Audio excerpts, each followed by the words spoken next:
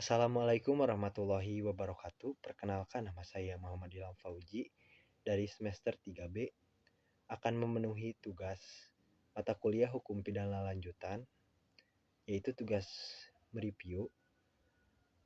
Yang pertama, bab 1 mengenai percobaan atau pogging, yang dimana pengertian atau definisi tentang pogging atau percobaan tidak diatur di dalam KUHP.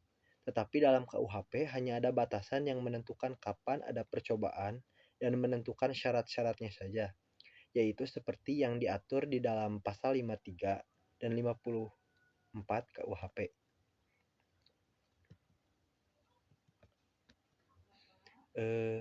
Kemudian dari kedua pasal tersebut bisa disimpulkan bahwasannya yang dapat dikenakan sanksi pidana untuk tindak pidana percobaan adalah hanya untuk tindak pidana yang berupa kejahatan, yang dimana diatur di dalam buku 2 KUHP saja.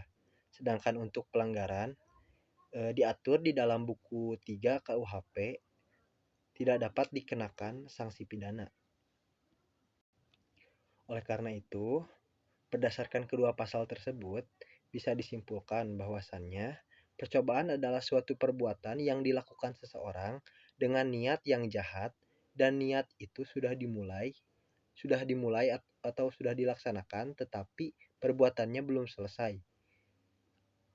Di mana tidak selesainya perbuatan tersebut bukan karena kehendak dari si pelaku. Kemudian ada sifat percobaan.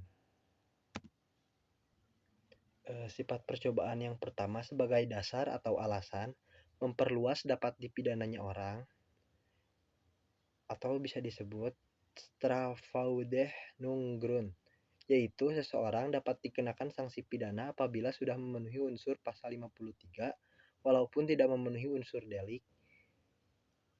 Jadi sifat dari pasal 53 dipandang sebagai memperluas dapat dipidananya orang dan bukan memperluas rumusan delik. Sifat yang kedua sebagai dasar atau alasan memperluas dapat dipidananya perbuatan, atau bahasa lainnya Tatbestandausdehnungsgrund, yaitu bahwasannya tindak pidana percobaan merupakan satu tindak pidana yang bulat dan lengkap. Percobaan bukan delik yang tidak sempurna, tetapi delik sempurna dalam bentuk khusus atau istimewa. Lanjut ke dasar patut dipidananya percobaan. Yang pertama, teori subjektif. Menurut teori ini, dasar patut dipidananya percobaan terletak pada sikap batin, watak yang berbahaya dari si pelaku, dan penganut teori ini yaitu Van Hammel. Yang kedua ada teori objektif. Menurut teori ini, dasar patut dipidananya percobaan terletak pada sifat berbahayanya perbuatan yang dilakukan oleh si pelaku. Teori ini terdiri dari teori objektif formil, yaitu perbuatan itu dianggap berbahaya terhadap tata hukum, di mana penganut teori ini yaitu Duyenste dan Zevenbergen.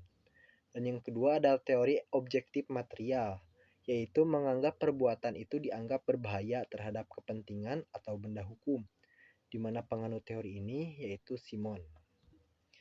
Kemudian ada unsur-unsur percobaan. Yang pertama adanya niat, yang kedua adanya permulaan pelaksanaan, dan yang ketiga ada pelaksanaan yang tidak selesai bukan karena kehendaknya sendiri.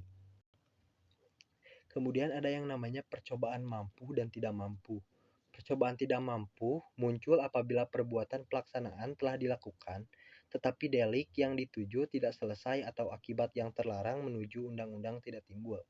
Tidak timbulnya akibat yang dilarang dapat disebabkan tidak mampunya objek.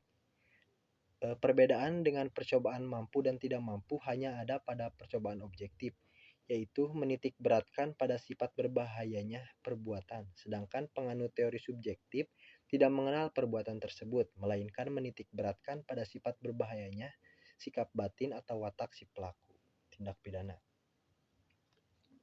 Kemudian ada pemidanaan terhadap percobaan, di mana percobaan terhadap kejahatan diatur dalam pasal 53 ayat 2 KUHP, yaitu maksimum pidana yang dijatuhkan dikurangi sepertiganya.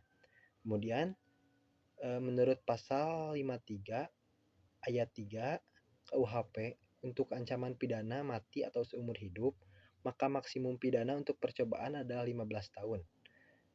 Adapun percobaan terhadap pelanggaran menurut pasal 54 tidak dipidana.